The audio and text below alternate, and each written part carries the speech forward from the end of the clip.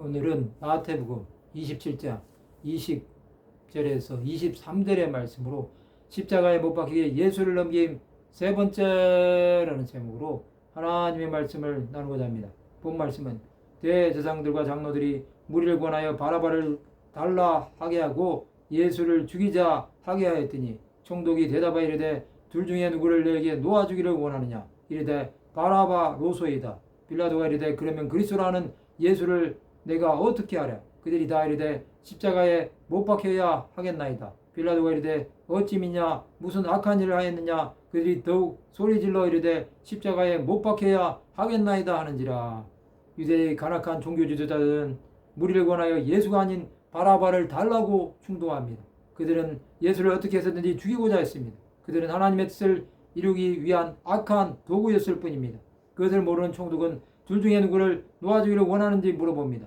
그는 무슨 방법으로든지 예수를 놓고 싶어 했습니다. 그러나 유대인들의 답은 바라바였습니다. 그는 폭동의 주모자요 살인자였습니다. 빌라도는 이들의 말에 당황했을 것입니다. 그는 그리스도 예수를 어떻게 할지를 묻습니다.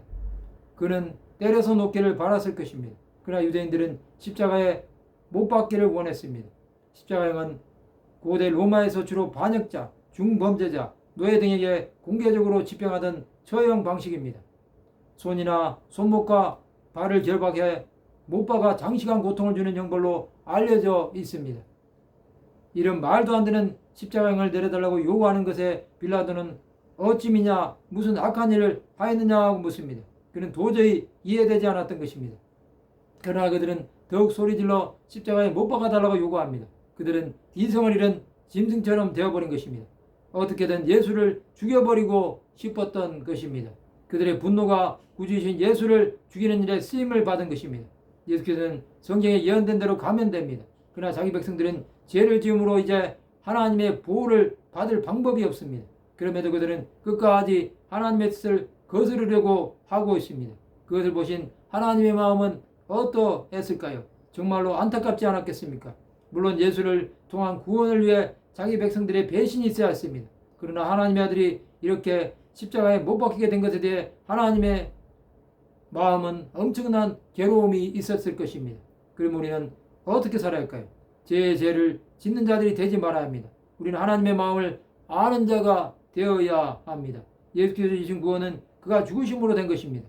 우리는 하나님의 구원을 찬양하는 자가 되어야 합니다. 주 예수는 우리의 가는 길을 열어주셨습니다. 그는 마른 땅 같은 곳에서도 생명을 주셨습니다.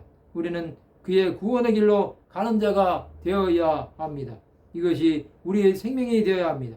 말씀을 마치고자 합니다. 예수 안에 생명이 있음을 믿고 구원의 길로 따라가기를 원하는 하나님의 백성들이 되시기를 주님의 이름으로 축원합니다.